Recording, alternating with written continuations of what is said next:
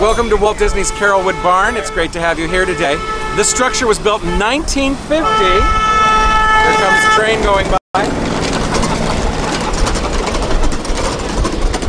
This structure was built in 1950 in what was then Walt Disney's backyard in Holmby Hills, and he operated trains just the size of that train you saw going by in his backyard, and he used this as his workshop and gathering place down there where he was running his toy trains. Wow. And which house was this at?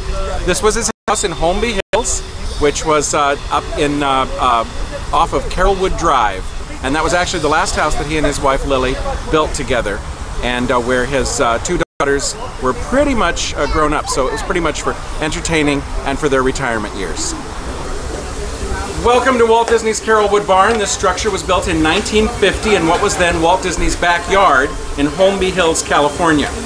Now, Walt Disney had a love of barns that went back to his childhood. When he was 5 years old, the Disney family lived on a little farm outside of Marceline, Missouri. And for the next 6 years of his life, he lived there, and he described them as the happiest years of his life. We do not actually have any photographs of the Disney family from that time. We do, however, have a photograph that is a detail of a larger photograph of the farm itself. And it shows the barn that was on that farm property. And as you can see, the silhouette of this barn is very familiar. It looks a lot like this barn. In 1946, Walt Disney was working on development of a feature motion picture entitled So Dear to My Heart. And part of So Dear to My Heart was actually live action. In fact, most of it was live action, and it included animated sequences as well. The live action sequences included a little family farm where Granny Kincaid had her farm. And when Walt Disney was describing to the art director, John Cowles, how he wanted that farm to look, he started describing the barn in such detail that people felt that he wasn't just making up something out of his head, that he was actually describing something that he remembered vividly. That in fact, he was describing the barn that he remembered from his happy childhood days. Right over here, we have memorabilia from the movie So Dear to My Heart. You can see those here. And we have a black and white photograph of the outdoor set that was built for Granny Kincaid's farm. And if you look back here, you can see the barn looks exactly like this one. Well, that's because a few years later, when Walt Disney decided to make a barn the centerpiece of his backyard railroad, he had them build a scaled-down exact replica of the barn from So Dear to My Heart. Now, Walt Disney's love of trains went back to this same time period in his childhood. There was actually a railroad right-of-way that ran through the Disney family farm for the Santa Fe Railroad, and Walt Disney's Uncle Mike was an engineer on the railroad. Young Walt knew that if he ran out into the field and waved his hand as Uncle Mike came steaming through, his Uncle Mike would blow a special train whistle just for him. When Walt Disney was a teenager, he spent one memorable summer working as a news butcher on the trains. News butchers were young men who wore a uniform and walked up and down the aisles vending candy, gum, magazine, and so on to the various passengers. So for Walt Disney, trains represented a little bit of independence, earning his own money for the first time, as well as the lure of travel to faraway exotic places like Kansas City. In 1948, Walt Disney was a guest at the Great Chicago Rail Fair. All of America's railroads came together to celebrate the centennial of American railroading in a big outdoor fair called Wheels A-Rollin', in which Walt Disney saw beautifully restored Victorian locomotives in a big outdoor pageant. Walt took one of his top animators with him on that memorable trip. That was Ward Kimball, one of Walt Disney's 9 old men of animation.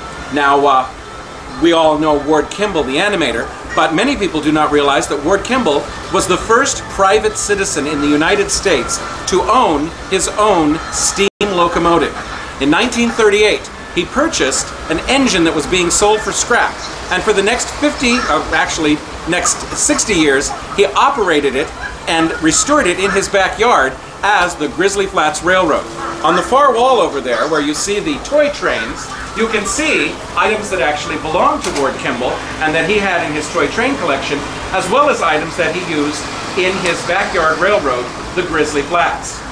Another one of Walt Disney's top animators, Ollie Johnston, was also interested in live steam. Ollie Johnston had 1/12 scale steam trains in his backyard.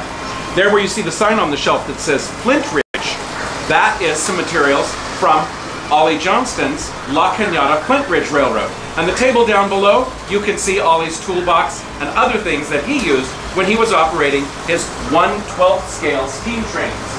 1/12 scale trains are the size of this engine and cars that you see over here on the wall. That engine and these cars are 1/12 scale. That's 1 inch to a foot. That's the same scale as a modern dollhouse.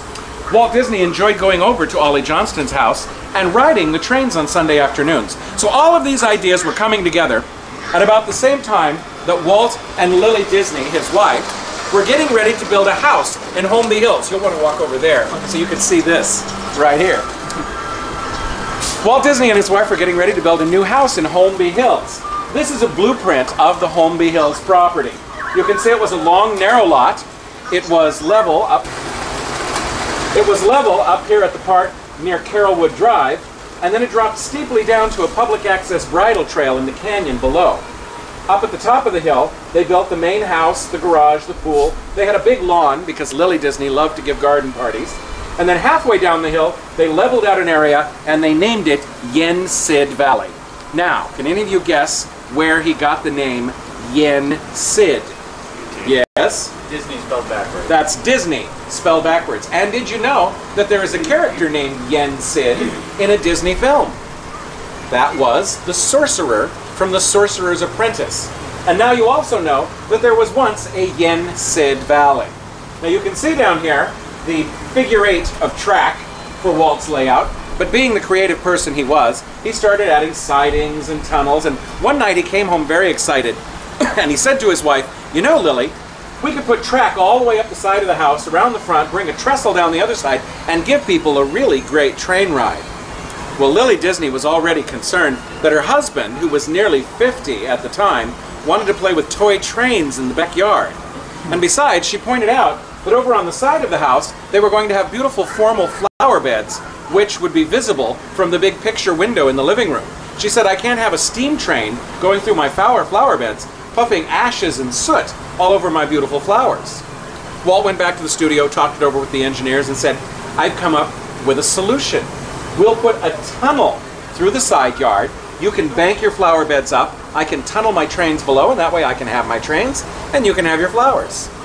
Well, Lily Disney knew once Walt had his mind set on something, he was going to have it. So she threw her hands in the air and said, "Fine, fine, build the tunnel."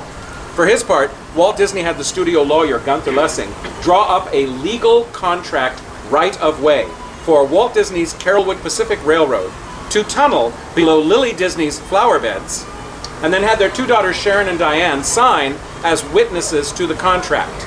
In this way, he was able to maintain legal peace in the family. Now, right up here, you can actually see that tunnel in the side yard. And if you look closely at it, you can see it has a very, very shallow curve to it. Walt thought it would be a lot more interesting if you went into the tunnel, you were momentarily plunged into darkness, and then as you came around that curve, you could see the light up ahead. Some people say this was the first attraction that Walt Disney ever designed for the public, and the first one that he plussed or added to as well. Now, the contractor who actually built this was going over the plans one night with Walt, and he said, "You know, Mr. Disney, if you straighten out this tunnel in the side yard, I could save you a few $100s on that contract." Walt said, "If I wanted to save a few $100s, I wouldn't build this whole thing in the first place. Just build it the way it's shown." And this is the layout of the Carrollwood Pacific Railroad as it operated from 1950 to 1953. And right down here in the tunnel, you can see the location of this barn. Now, this barn isn't the only thing that was moved from the Carrollwood property here to Griffith Park. We actually have some pieces of Walt Disney's Carrollwood Pacific Railroad. The first piece I would draw your attention to is this track in the middle of the room. As you can see, this is the crossing track that was in the middle of Yen Sid Valley. If you look closely at the sides of the track, you'll see vestiges of black paint clinging to the rail. This is because Walt Disney wanted to ground the fantasy of his full-size railroad in the reality of his miniature railroad, in the reality of the full-sized railroad. Actual railroad tracks are made out of steel, and when they're exposed to the air, they rapidly oxidize and they turn black. But hobby track like this is made out of cast aluminum or extruded aluminum. And when it's delivered, it's a bright, shiny silver color. So Walt Disney had every last square inch of his track powder coated with black paint so that it would look exactly like the original high iron. Wait just here a moment. One of our exhibits has gotten moved across the room and I need to bring it back over. This is one of the switches that was used in Walt Disney's backyard. This is one of the actual switches. There were 11 of these in Walt Disney's backyard, and this is a 1/8 scale switch. Now you notice I said 1/8 scale. You'll recall Ollie Johnston trains were 1/12 scale, 1 inch to a foot. 1/8 scale is 1 1/2 inch to a foot. Half again larger. This is because Walt Disney wanted his toys to be bigger than everyone else's toys. Well, this switch not only looks exactly like the full-sized original, it also operates just like one as well. If this was hooked up to the track, you would lift this handle, you would turn it, this arrow on the top would turn to indicate the direction the track was headed, and the train would actually go off in that direction. All 11 of these switches were actually connected via remote control to a switcher board right here in Walt's barn. So Walt could actually operate all of this by remote control. This is one of the gondola cars that was used in Walt Disney's backyard. This looks like it was made out of wood, but once again, Walt wanted to have the fantasy of his miniature railroad grounded in the full-sized original. This is actually made out of cast aluminum. But he had lines incised inside and out to make it look like individual wooden planks. You see all of these vertical elements are cast in place, and in fact if you look closely, you can even see the little bolts that are cast in place. And they're not lined up, they're crooked. Well, that's because on a full-size train, if you drilled all of those holes in the wood, it would actually weaken that vertical element and it would cause the car to fall apart sooner. Now, when this was used in 1950 to 53, they would have fitted it with 2 little seats, and 2 adults or kids would sit in there and tuck their feet inside. You'll also notice around the sides and the back, there's painted details and little labels and things on them. You see the initials CP. The engine that Walt Disney chose to recreate for his backyard railroad was the Central Pacific 173. This was a particularly beautiful Victorian locomotive. It had actually been broken up in 1909. Walt Disney never saw it, but there were photographs and drawings of it, and so Walt had the Disney Studio Machine Shop, under the direction of Roger Brogy, recreate it in 1/8 scale. The Central Pacific 173, which Walt named the Lily Bell in an effort to get his wife to love the train as much as he did, it is considered to be the most perfectly built scale model steam engine ever created. It's actually built to the specifications of motion picture cameras. Well, that was the Central Pacific 173, so Walt named his railroad the Carolwood Pacific. Central Pacific, CP, Carolwood, the street he lived on, Pacific, CP, and so Walt was able to use the same typefaces and the same logos as the Central Pacific, although he did create his own Carolwood Pacific fair weather route crest to put on the side of the cars. Up here is an engine. This engine was not actually used in Walt Disney's backyard. This engine was built from the same plans that Walt Disney used to create. You could walk up this way. This was built from the same plans that Walt Disney used to create his Lily Bell engine, the Central Pacific 173. When Walt Disney was developing these, it was a rather expensive hobby, and so he actually marketed those plans to a little company he set up called the Miniature Locomotive Company. And that way he was able to recoup some of his investment into this rather expensive property. Now you'll notice that this engine is dressed in the livery of the Disneyland Railroad engine number 1. The reason for this is because Walt did want the Lily Bell to be part of Disneyland, but he knew based on the experience of operating it in his backyard that it didn't have nearly the capacity he would need to operate at Disneyland. So he had the Disney Studio build a 5/8 scale replica of the Central Pacific 173, and he named it the C.K. Holiday for the first president of the Santa Fe Railroad. Santa Fe was the sponsor of the railroads. So, pardon me. So when you go to Disneyland, you will see an engine. This engine is 1/8 the size of the full-size Victorian original. And at Disneyland, you will see an engine that is 5 times larger than this, 5/8 the size of the full-size Victorian original, with the exception of one important detail, and that is the cab. On this perfectly proportioned model, You can see that this roof line falls below the steam dome and the sand dome and well below the stack. At Disneyland, this roof line is up above the steam dome and the sand dome and much higher to the stack. Furthermore, these roofs have little curves and little peaks. Well, this is because, as brilliant and creative as Walt Disney was, he could not come up with 5/8 scale people to operate his trains. So he had to make the cabs as large as they could possibly get them. Despite all this, if you ever see the engineers or firemen standing up in the cab of the Disneyland Railroad engines, very often they'll be bent over to one side like this. That is because they are out of scale to the rest of the railroad. Now inside this cab, you can see all of the dials and the levers and the switches. When I first came here as a docent, I assumed that these were used to decorate the inside of the cab and make it look authentic. But I was informed that no, these are all necessary to operate this working steam locomotive. If you had a head of steam and the proper pressure on this engine, you would be able to take a seat right here on this little padded cushion, looking out for Mickey, of course. You would put your feet right here on these little silver stirrups, reach down inside here, and by manipulating the right dials and levers, you would be able to pull this working steam locomotive out of the station and pull cars filled with guests around the property. In fact, some of the ones that you see operating here today are working steam locomotives. All the way over in this corner is one of Walt Disney's workbenches. All of the painted pieces of furniture that you see in the barn were hand-built by Walt Disney. He had power tools, lathes, and saws, and so on in here. The tools that you see inside here, these all came from Walt Disney's toolbox. There are some reproductions of some of the drawings that he used. Here's a catalog for the Miniature Locomotive Company. And you can see other things that Walt Disney used when he was working on his trains. Back here in the corner is the switcher board I told you about, where Walt Disney could operate his train by remote control. He could follow the little lights that you see on the track, and he could flip the little switches and send the train in whichever direction he wanted. You can also see Yen Sid Valley and the Rorex Tunnel, which we talked about. Right up here is a photograph of Walt Disney actually operating the Lilybell engine by remote control from right here in the barn. Over here is an antique telephone. The antique telephone was actually working. It was wired up to the house on the top of the hill. They could call down to let him know if he had company, or he could call up to find out if lunch was ready. And over in that corner, you'll see that there's a sink, paper towel dispenser, cup holder, and so on. All those things were used by Walt Disney when he would come here on Sunday mornings or on weekends to work. On Sunday, he would actually stand right there at the sink, and he would shave himself on the little mirror that's against the back of the cubicle there. He would get ready to greet his friends.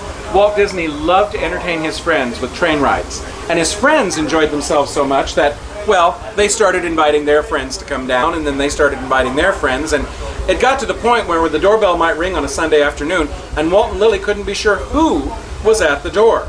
And if they had children with them, they were too tender-hearted to turn them away.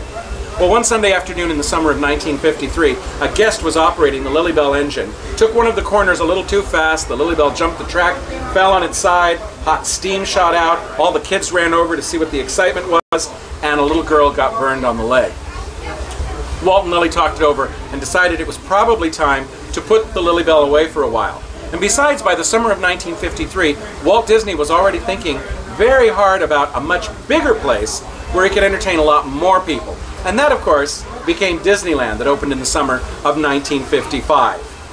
The Lilybell engine was actually displayed at Disneyland at Main Street Station for many years. And then a few years ago, the Lilybell went on a little bit of a tour. It was actually displayed at two different presidential library museums, the Richard Nixon in Yorba Linda and the Ronald Reagan up in the Simi Valley. Today you can find Walt Disney's original Lilybell engine, beautifully restored, at the Walt Disney Family Museum up at the Presidio in San Francisco, along with most of the rolling stock. We're very fortunate to have one of the train cars here, and there are two cars also on display in Florida. The track itself remained on the property until just a few years before Walt Disney passed away. Walt made arrangements to have all that track taken up and brought here to the Los Angeles Live Steamers. The Live Steamers organized here in 1956. Walt, Ward Kimball, and Ollie Johnston were all members, and Walt's track was used to create the Disney Loop, which is the big loop that runs all the way around this property. Now that track, after many years of heavy use, became quite worn, And so a few years ago it was taken up and replaced with new all-steel track. So this section of track that we have in the middle of the room here is the last remaining section of Walt Disney's original Carolwood Pacific track. As I mentioned, we're very fortunate to have one of the gondola cars on display here. There are 2 cars on display at the Carolwood Room at the Wilderness Lodge at Walt Disney World in Florida. The barn itself remained on the property until Lily Disney passed away in 1997. At that time, according to the terms of her will, the barn was carefully dismantled and it was brought here to Griffith Park and put back together as a tribute to Walt Disney's train hobby. About 80% of what you see is Walt Disney's original Carolwood barn. They did have to replace the roof because the regulations require that all structures in Griffith Park have a fireproof roof, so it's not the original wooden shingles. The barn itself is open on the 3rd Sunday of every month. We are the only regularly operating Disney attraction in the world that is completely free to the public. However, it is operated on behalf of the Carolwood Pacific Historical Society and the Carolwood Foundation. We are always happy to take donations, and of course we are always happy to welcome friends to come here and enjoy Walt Disney's Carolwood Barn.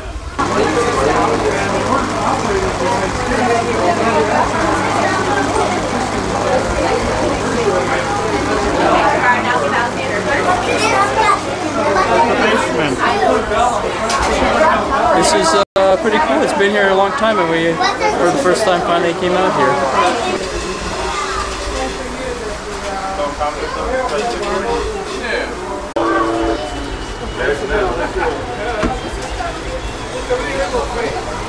Yes. Quite recently.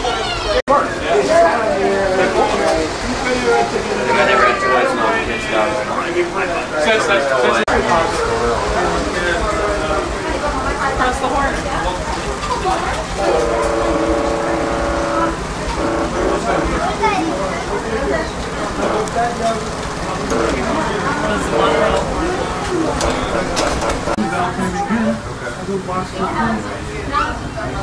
That turns out even more much easier if you have just on the really good old bone pop and roll.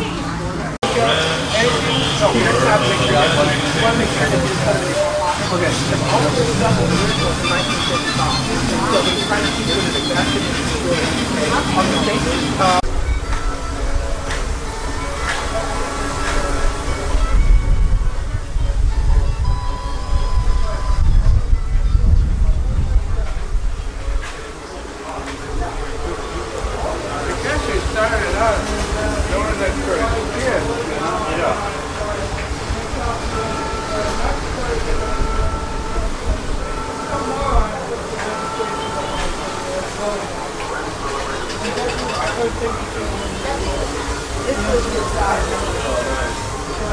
I have the backyard and the huge backyard and he has trains.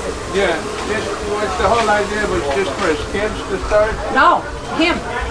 He's the original Peter Pan, if you want my opinion.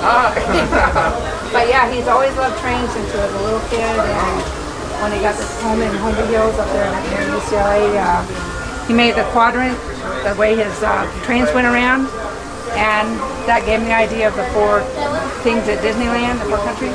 And basically, this barn was in his backyard. They dismantled this and brought it back here so we could all see it. But that was like his playhouse, his workhouse. Spent a lot of time there. When friends would come to visit, or whatever reason, his wife would then use this to communicate until they got a telephone. Oh my God. To let them know that there was somebody here to visit or they're coming back or whatever. So yeah, he did all the trains in the backyard, and all his wife said is just don't put it over my roses, so that's why he made a tunnel or a bridge, whichever. So, and all these tools you see are the ones that he's actually used. Those are his tools. A lot of them he made himself. And pretty much a lot of things in here were what he had in his bar that he used daily, like the shaving kit over there and stuff. So this was his, we're in his barn, that's for real. He designed it after the barn that he had. He grew up in Marceline, Missouri. And that was the barn he had at his home, and that's how he designed this barn. Main Street in Disneyland was like the main street in his little hometown. A lot of it, you know, is like that. And then, of course, as he grew older, he got to know Ford and all the people that were, you know, big time men. And they all collaborated on different things, and that's how he got a lot of his ideas for Disneyland. His main concept at Disneyland was he didn't want to sit on the park bench and watch his kids go around the park. He wanted to be part of it. So he said, I'm going to make this really cool. So that's what that was his vision. The rest is history. God for him. Peter Pan still lives. She was saying that the idea wasn't for his children, it was for himself. He had this hobby. You called him Peter Pan? I call him Peter Pan because he never grew up. And he was one of the charter members of the train, the live steamers that you see the trains going around, you can ride on the other side of the grounds here. He was part of that, he started that part here, along with Ollie Johnston and a lot of the other people that... You'll see a lot of those names in Disneyland, like a lot of the windows will have people's names on them. Those are ways to thank people for his Imagineering, for helping them, you know, grow his vision between Disneyland and the cartoons and everything that he's done. You know, that's his way of thanking people. So yeah, he's a pretty neat guy. This book here tells you everything. Michael Broggie, who's the son of Roger Broggie, who was Walt Disney's best friend as Imagineer, and it tells you everything you want to know. I bought that book about 10 years ago because my grandson liked it.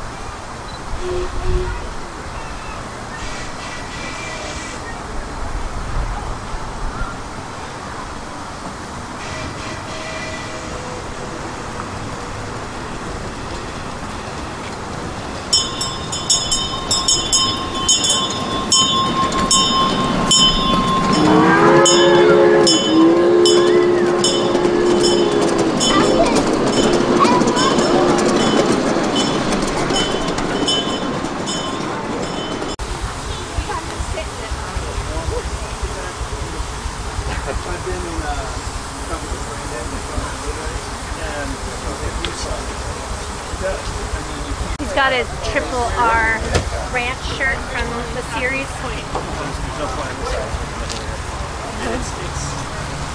Well, someone taking it.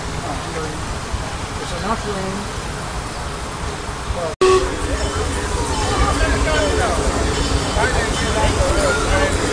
Oh, I don't know. I didn't tell you. Let's follow the train, see where you get on. Oh, it's gonna cross over here.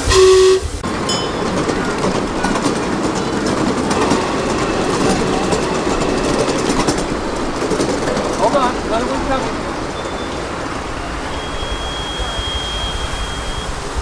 Okay.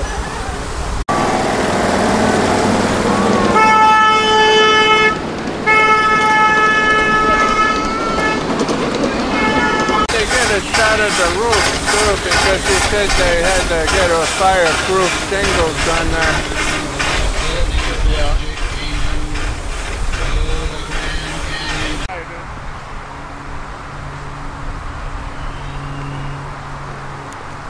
What were you saying, Michael? It says it's on loan from the city of San Francisco. Oh, now it says permanent loan. Permanent loan? Whatever that means. How can it be a permanent loan?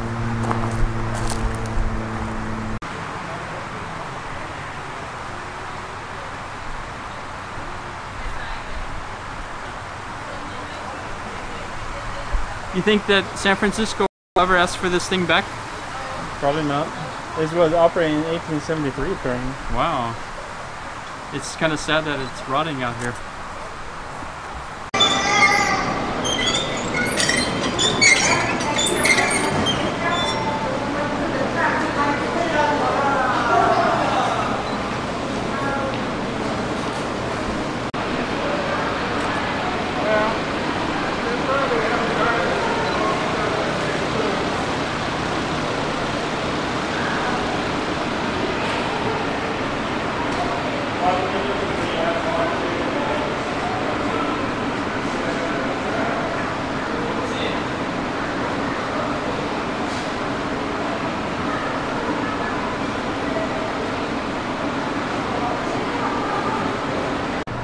What did you say? I say it's a boxcar like the Nazis used to transport people to Auschwitz. Turn them in there like cattle. Great video about trains. Yeah.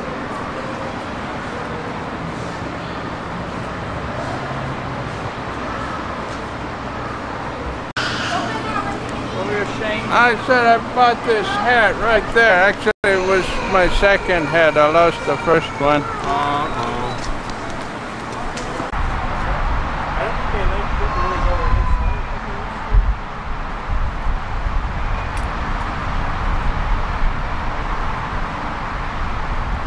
The funny picture was one, you know, where you stand like on the edge and Oh yeah. you don't want to do No, that. that was Pomona.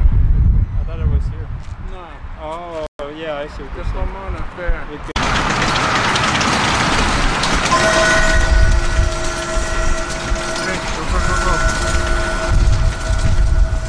In Knight Rider, you could see all Train coming! all these old trains were in Knight Rider, and they looked like they were almost in brand new condition, but they're kind of in sad shape now. I don't think they're taking care of them. The cars indoors, they have dust all over them. Seems like there's no pride of ownership here. The train's coming right now!